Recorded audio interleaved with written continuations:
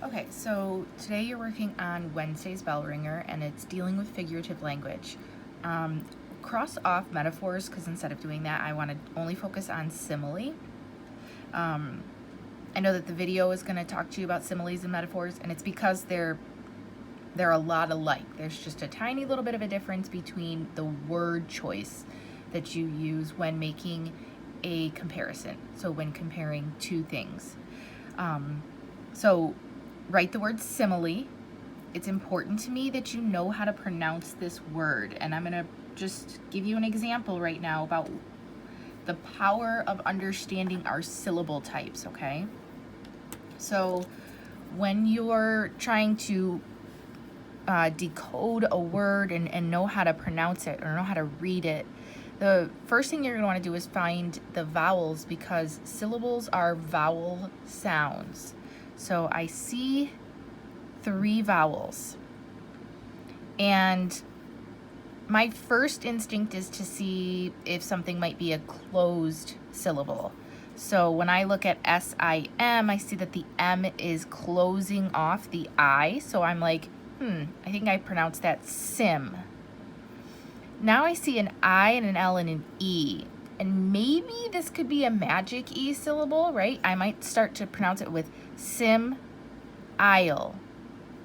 Sim-ile. Well, that doesn't sound right? That's not the correct word. So this is not the second part of this is not a magic E or silent E syllable, okay? So we have sim, and since I have 3 vowels, I already proved that this is not going to be a silent E, I know I'm going to have 3 vowel sounds. So I have sim, I'm not going to say sim-ile, then I still don't hear the E. So it's sim-ile, which is another closed syllable, so I know that the I is going to say a short I sound, so it's going to say because the L is closing it off. And then I have an open syllable, E. There's nothing coming after the E to close it and make it say its short name. It's gonna, or its short sound. It's completely open to keep saying a long E, okay? Sim-il-e, simile. The example that I want you to write matches the picture that I have on Schoology. So there's a picture of an apple sliced in half, and it's labeled. It's labeled with the Earth's layers, and then just kind of showing you or comparing how Earth's layers are like the layers of an apple, right? So that's our example. Earth's layers are like the layers of an apple.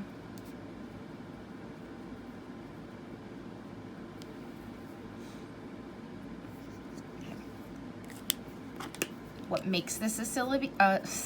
What makes this a simile? Well, I'm comparing 2 things and they are mentioned, right? Okay, actually it would just be Earth and the apple. The layers is the quality or the characteristic of those things. So I have Earth and its layers, and then layers again, and apple. And then I have this word like. That's what makes it a simile, okay? I'm comparing Earth to apple. The quality or characteristic of both that I'm comparing is Earth's layers to the layers of an apple, and I'm using the word like. So as far as a literal meaning, so if we were to take this literally, you might think of an apple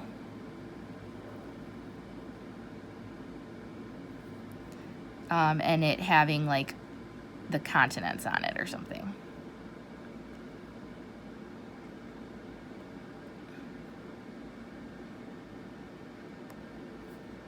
That's my best continent.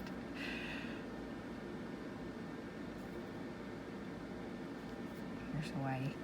Okay, So you might think of something like that, right? If you were to take this literally, you're picturing continents and water on the outside of an apple, okay? Figurative meaning is that when you bite into an apple, or if you were to slice an apple, it has skin, then it has the juicy white part, right? Right underneath the skin. And then when you get closer to the core of the apple, usually it gets like a little harder, right? So you can tell that that's a new layer. And then you have the seeds inside.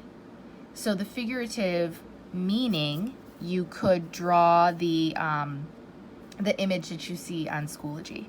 So maybe it's like you're drawing the apple sliced like this. Okay. And we have our seeds. And then we have that like layer of the skin. Okay. And so we could say that the skin is being compared to the crust, right?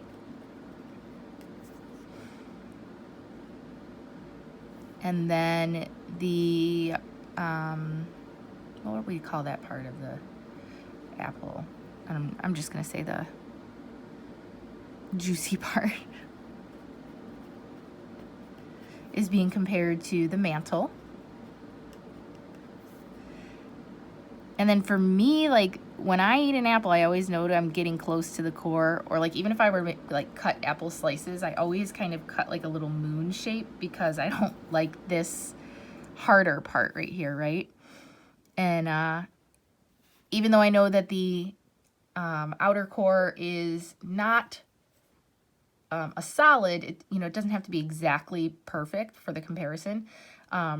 It's still giving me the idea that there are like dimensions to this. There are differences between each part from the outside all the way in. So this is kind of like the protective part, right? The harder, we'll say the harder part around the seeds.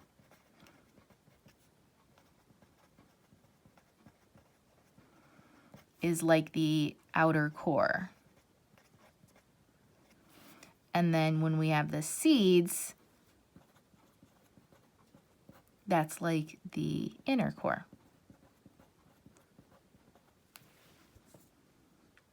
So all we're doing is just comparing layers, that the way that an apple has layers that make it what it is, so does an earth.